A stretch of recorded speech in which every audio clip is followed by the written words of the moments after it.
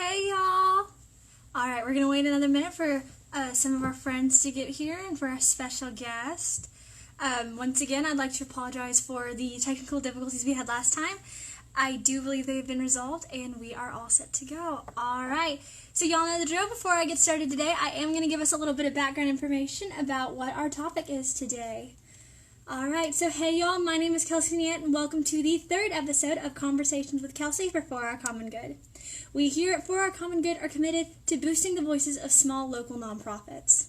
We believe in making change through spotlighting community-based nonprofits across the country and providing our support by spreading awareness.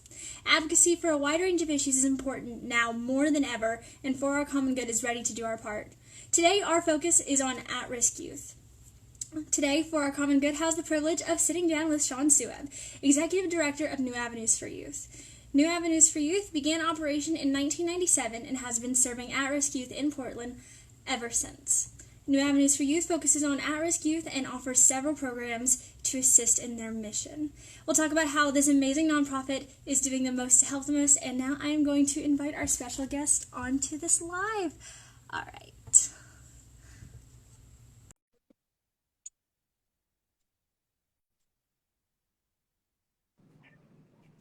Hello. Hello. Hi, I'm so sorry about the technical difficulties we had last time. How are you doing today? I'm doing great. How are you? I'm doing pretty okay. It's been a long day, but we're here to have a good conversation, right? Oh, yeah, thanks so much. Okay, yeah, so are you ready to get started? Yeah, that's great. Okay. So New Avenues for Youth offers a wide range of extension programs based in education, work experience, supportive housing, and youth counseling, just to name a few. Can you give us a little bit more information about these programs? Yeah, so actually, I'll just tell you a little bit about the agency. The organization was started 24 years ago because there were a lot of really young kids living on the streets in downtown Portland.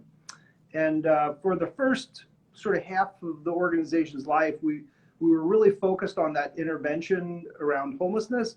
But then we noticed that what housing instability looks like for young people was really starting to change.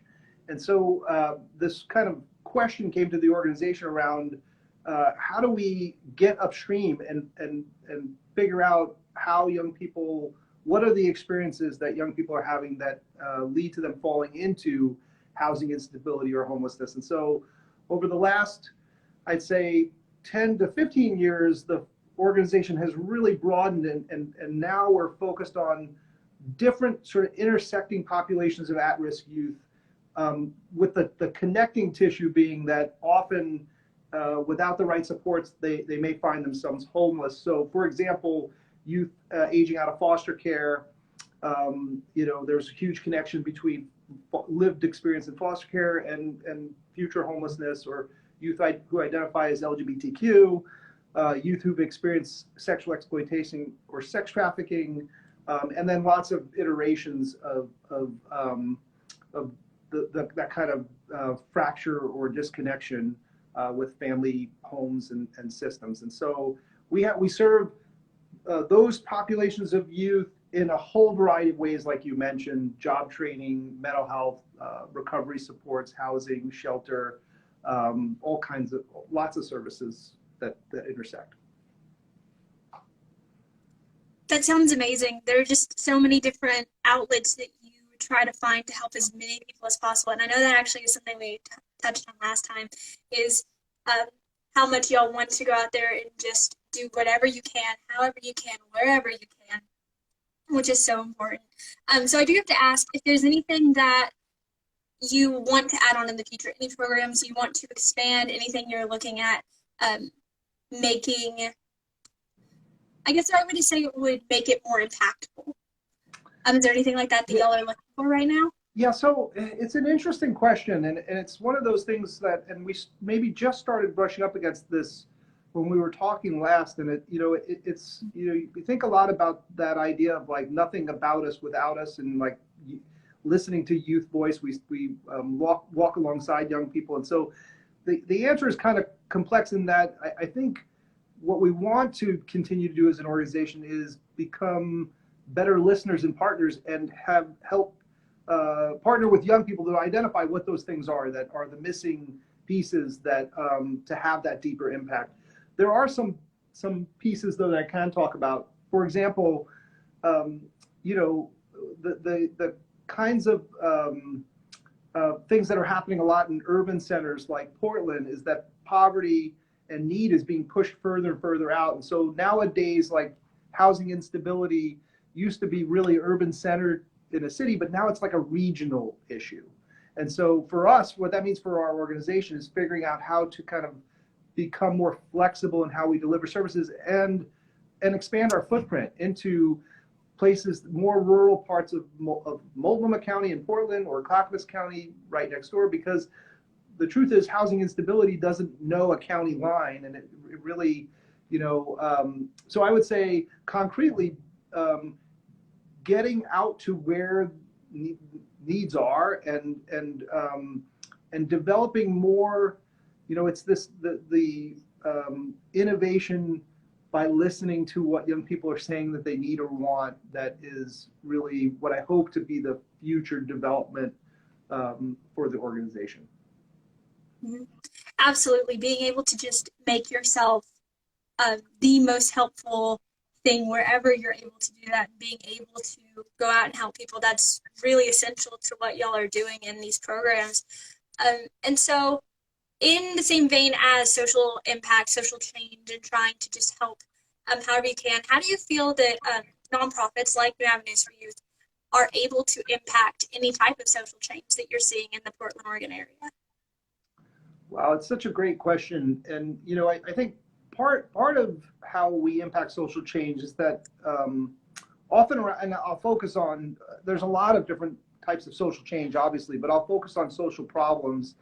You know, often the people who are most marginalized and most impacted by the things in community and society that aren't working well, those young nonprofits are often that connection point where we sit in relationship to people for whom some of the sort of dominant culture institutions don't work and aren't working well. And so I think that puts us in an important place where we have the ability to uplift voices that are less, that are invisible or unheard, and you know, oftentimes nonprofits also hold power in the community and have access to decision makers and policy makers.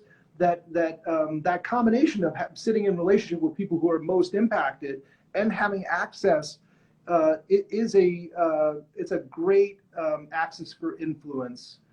The other thing that I say, and I think it's not as often recognized, nonprofits are huge employers. They're a big part of the economy, which means that there's influence, but it also means that the culture, and this is particular to social change, the values and the culture inside a nonprofit, you know, it's a way of spreading culture and values into the community. And impacting lots of people who become part of the community. So I think that relationship is understated often in the impact that we can have. Absolutely. Something you talked about was essentially a sphere of influence that nonprofits are able to kind of have that hold on a community, to be able to not only go out and help, but also to create change wherever there is that present need. And it reminds me of something I saw whenever I was preparing for this conversation, doing the research and being able to figure out kind of how I wanted to ask some of these questions, was that there was a political candidate who had been coming to one of your soup kitchens for New Avenues for Youth. And so in that, this was a person who was against some of the ways that y'all had been helping at-risk youth, to my understanding, and you use your influence as executive director to be able to have a say in the way that you wanted to be represented, not only as a nonprofit, but as a community-based organization that was trying to help people and trying to spread this sort of awareness. So going from that anecdote, knowing that that was something that was heavy on your heart, being able to have that influence.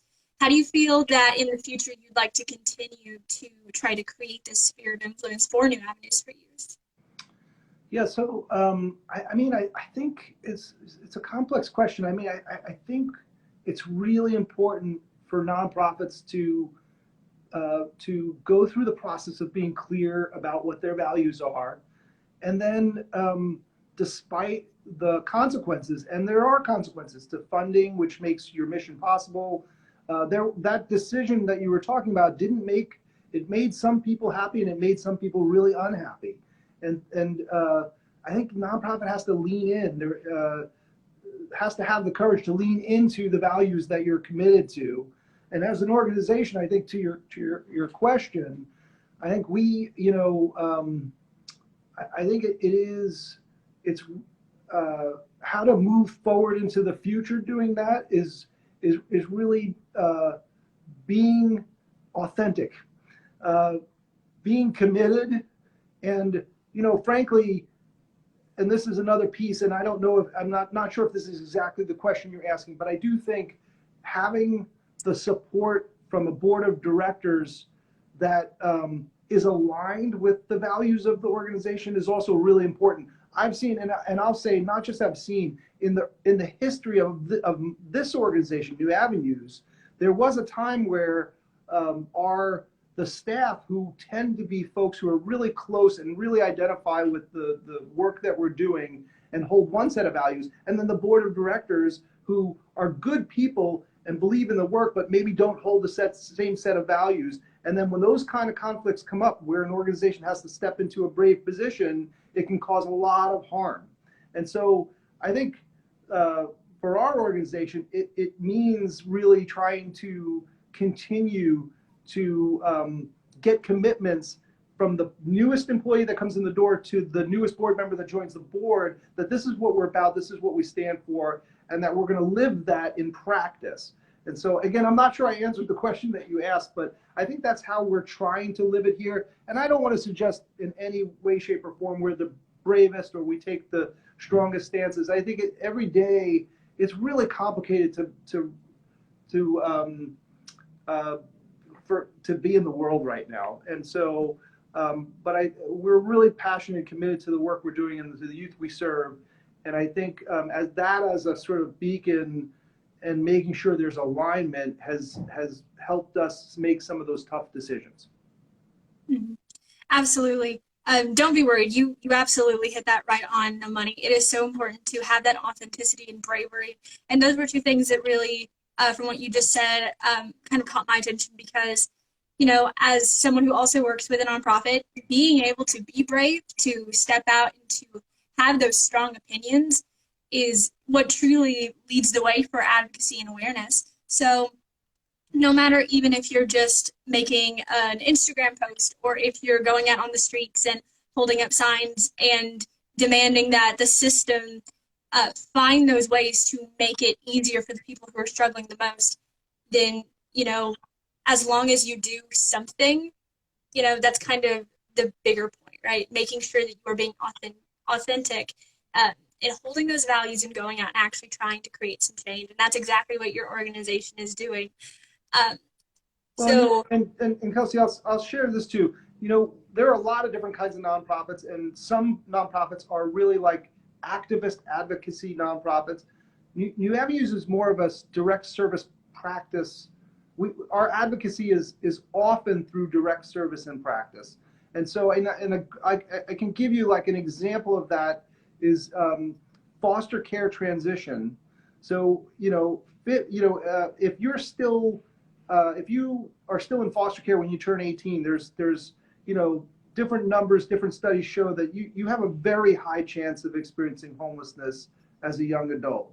Our state forever has not done a very, very good job helping those young people get ready.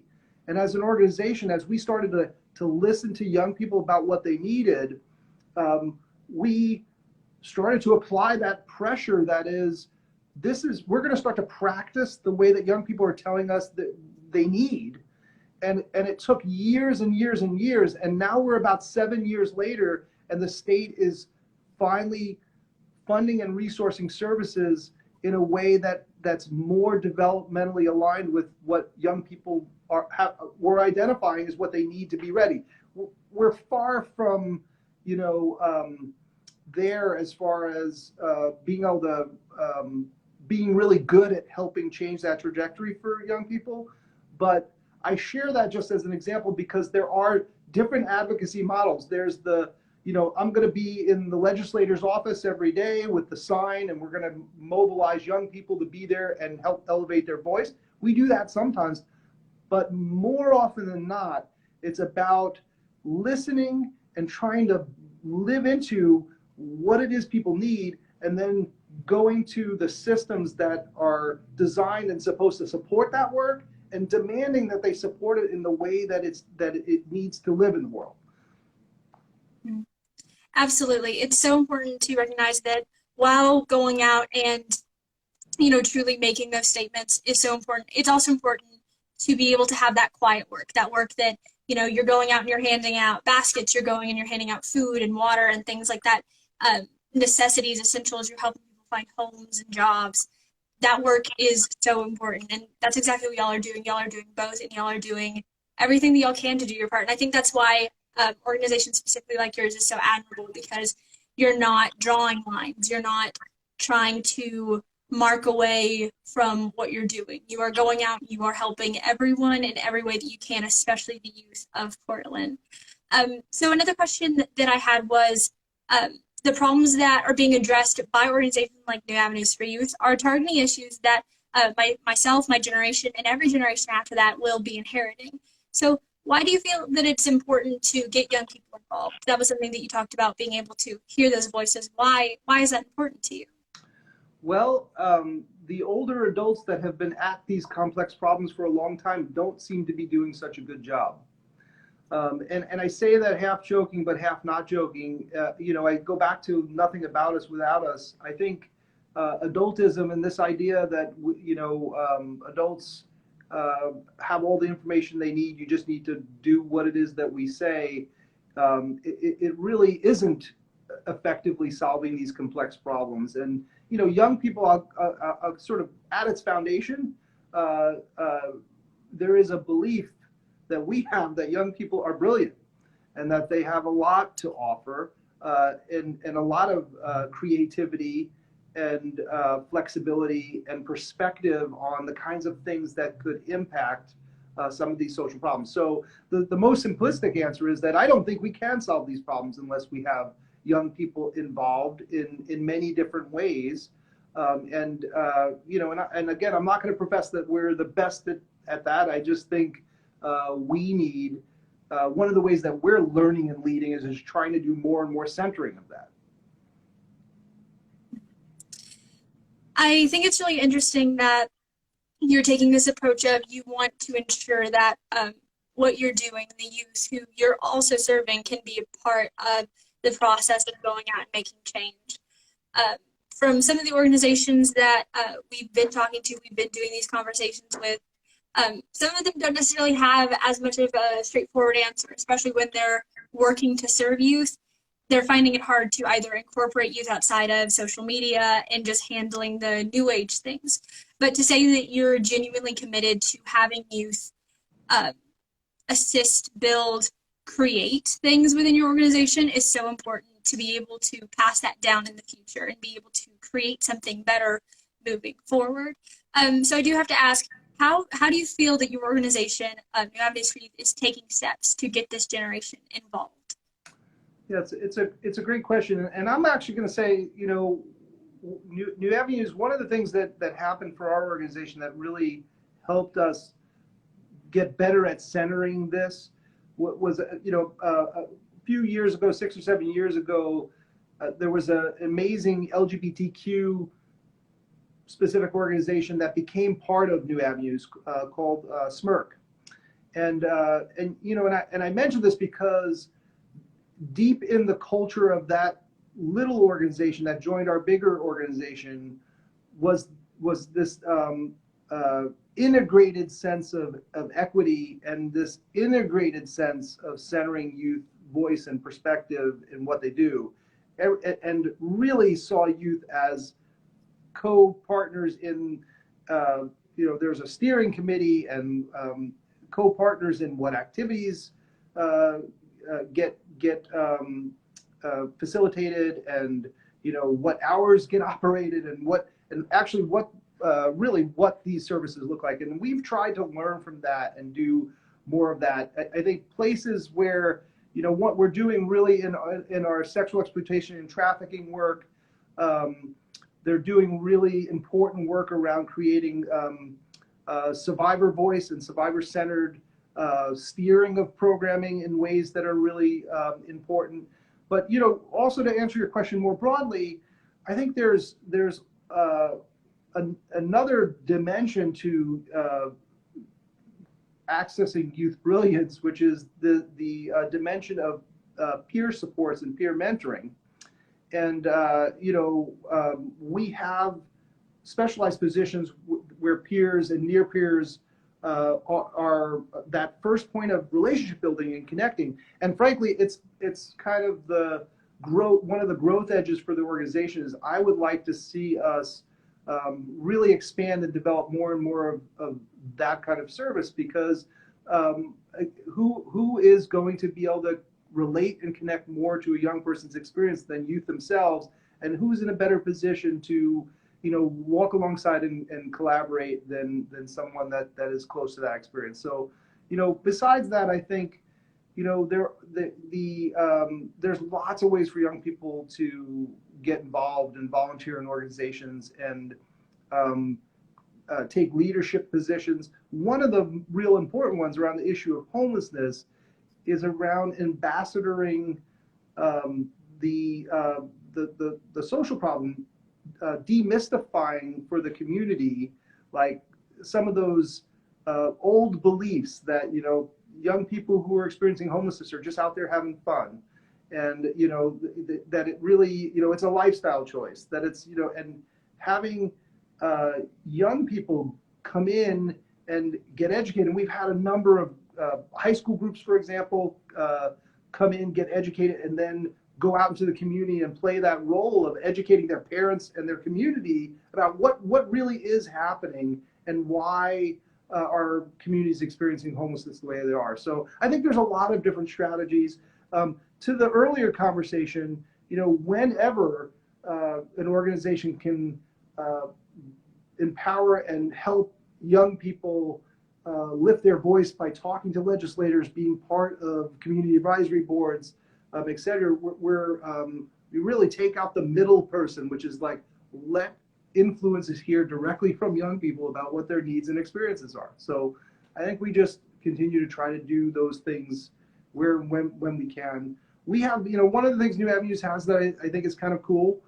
We have a couple of social enterprises. One is a Ben & Jerry's ice cream shop and Ben & Jerry's catering and carts, where young people work in those businesses and get job experience, but they also serve as leaders in those businesses, as managers and assistant managers. And we also have a screen printing business called New Avenues Inc., which, shameless plug, anybody can order from, to get all of the kinds of promotional items you get in t-shirts and printing.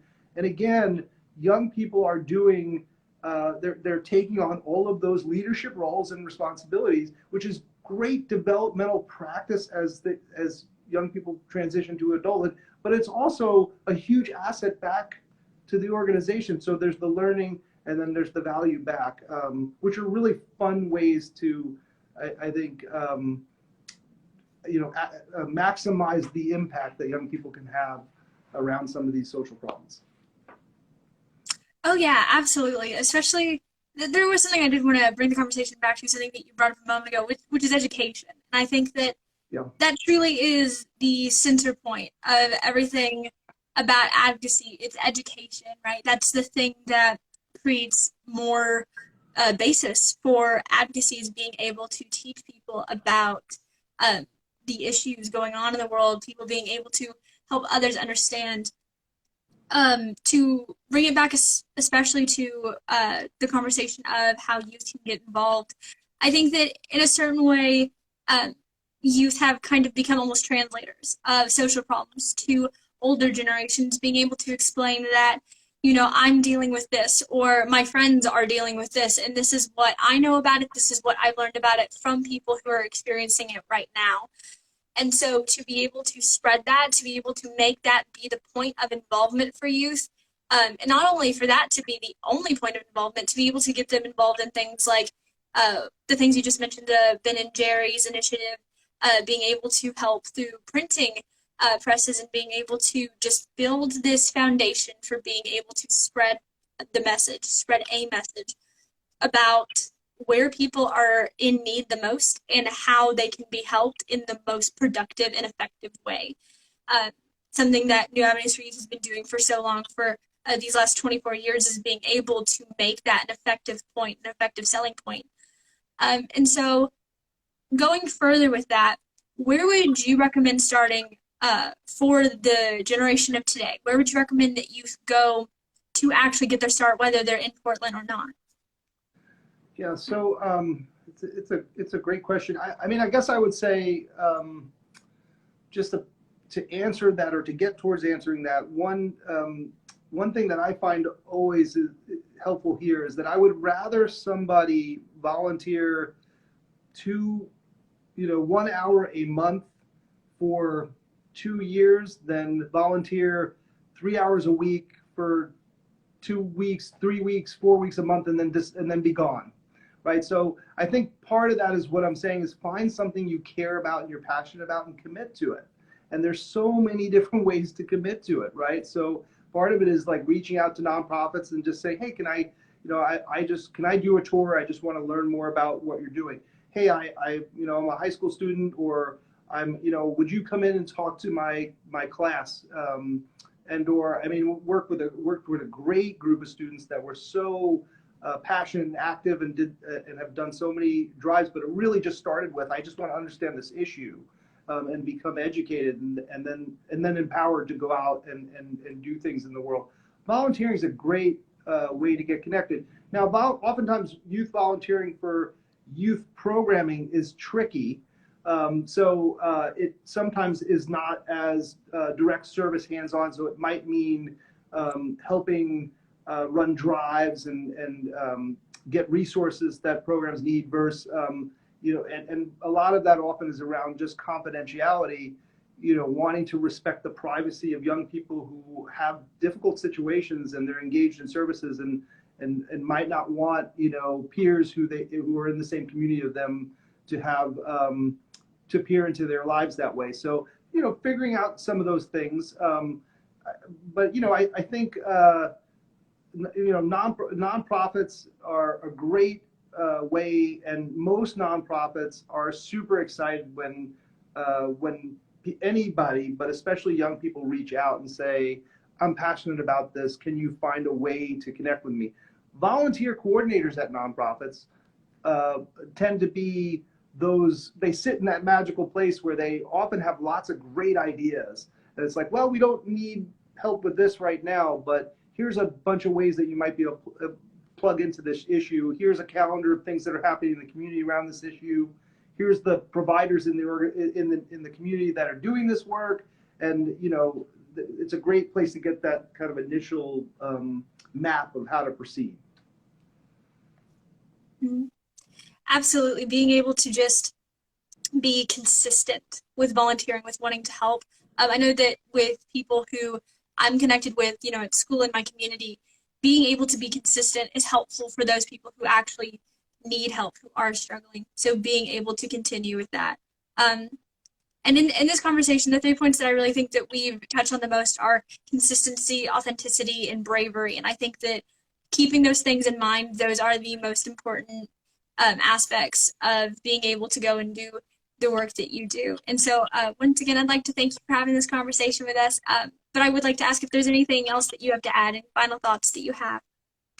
Well, the only final thought I would say is that, I always want, I want to normalize whatever possible particularly young people's experience around homelessness, and remind folks that young people are growing up with or without organizations like New Avenues. And we know, one of the things we know about growing up is that there are things that when they're in a young person's environment, the more of those protective experiences that a young person has, the better, the more resilient they're going to be, despite the sometimes really horrible things that young people have to experience. And so, it's easy to pathologize someone that you see that is struggling.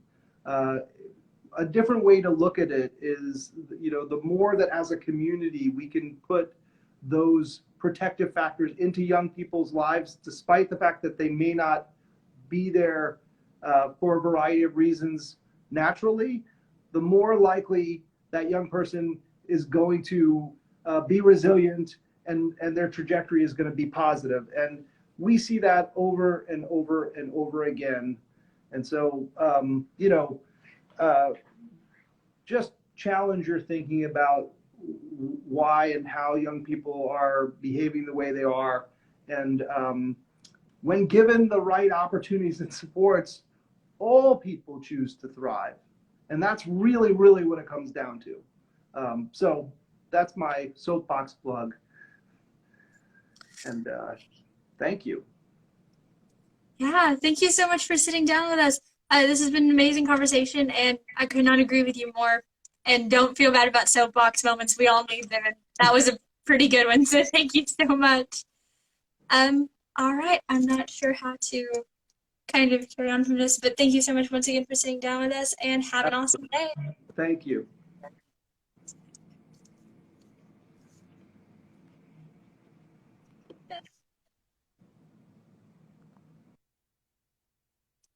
All right. So thank you once again so much, Sean, and to all of you at New Avenues for Youth for all that you do, and thank you for sitting down with us today. I don't know about y'all at home, but I am feeling so inspired to be authentic, be brave, and be productive in going out and helping people. A big thank you to Sean Suib once again, and everyone in New Avenues for Youth for all of your work. Thank you from us at For Our Common Good, and we cannot wait to see what y'all do next. For anyone who's looking for more information about New Avenues for Youth and all of their wonderfully helpful initiatives, you can check out their website at newavenues.org, or you can find them on Instagram at New Avs for Youth. Once again, that is New AVES, the number 4, Youth. Thank you so much to everyone who tuned in, and don't forget to bring your polling chairs right here for the next Conversations with Kelsey when we have that information posted on our Instagram. Be sure to support For Our Common Good on our website and on our Instagram whenever you get the chance. Thank y'all once again. My name is Kelsey Niet, and this has been Conversations with Kelsey. Hope y'all have an awesome day. Bye, y'all.